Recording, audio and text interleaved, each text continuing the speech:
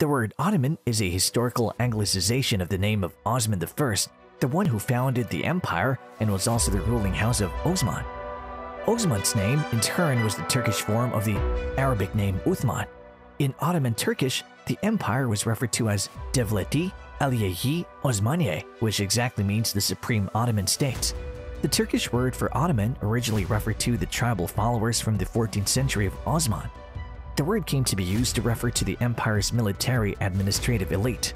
In contrast, the Anatolian peasant and tribal population were all referred to in one term Turk, which was seen as a disparaging term when applied to urban, educated individuals.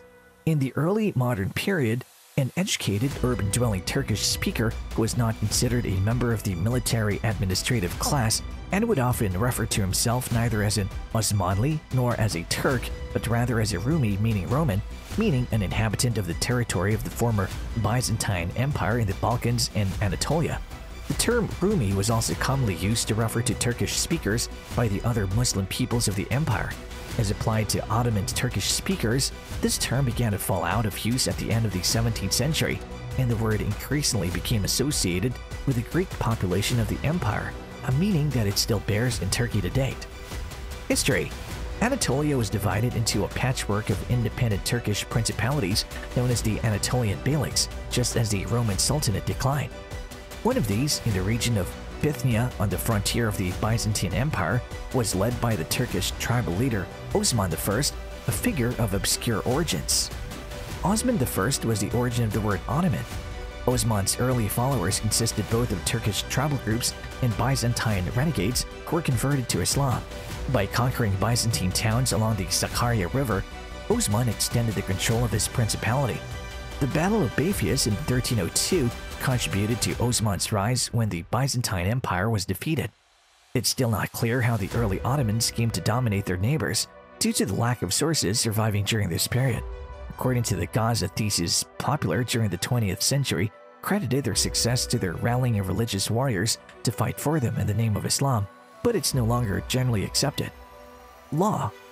Ottoman legal system gave importance to religious law over its subjects. At the same time, the Kanun, dynastic law, coexisted with religious law or Sharia. The Ottoman Empire always organized a system of local jurisprudence. Legal administration in the Ottoman Empire was efficient and was a part of a larger scheme of balancing central and local authority. Ottoman power revolved crucially around the administration of the rights to land, which gave so much time for the local authority to develop the needs of the local millet. The jurisdictional complexity of the Ottoman Empire aimed to permit the integration of culturally and religiously different groups.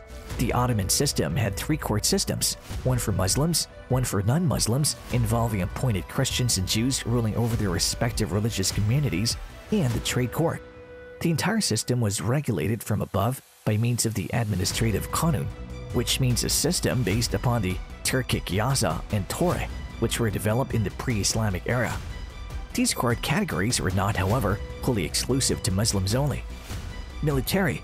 Osman I was the one who organized the first military unit of the state Ottoman state from the tribesmen inhabiting the hills of western Anatolia in the late 13th century. With the advance of the empire, the military system became an intricate organization. The Ottoman military was a complex system of recruiting and fief-holding, and the main core of the Ottoman army included Janissary, Sipahi, Akinci, and Veteran. The Ottoman army was once considered among the most advanced fighting forces in the world, being one of the first to use muskets and cannons. The Ottoman Turks began using falconets, which were short and wide cannons, during the siege of Constantinople. The Ottoman cavalry had high speed and mobility rather than heavy armor, using bows and short swords on fast Turkoman and Arabian horses, and often applied tactics similar to those of the Mongol Empire, for example, and they pretended to retreat while surrounding the enemy forces inside a crescent-shaped formation and then making the real attack.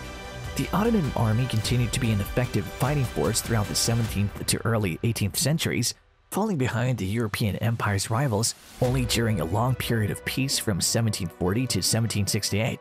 So what is your take on the Ottoman Empire's law? Do you think should be in one of the best legal systems in ancient times? Comment below.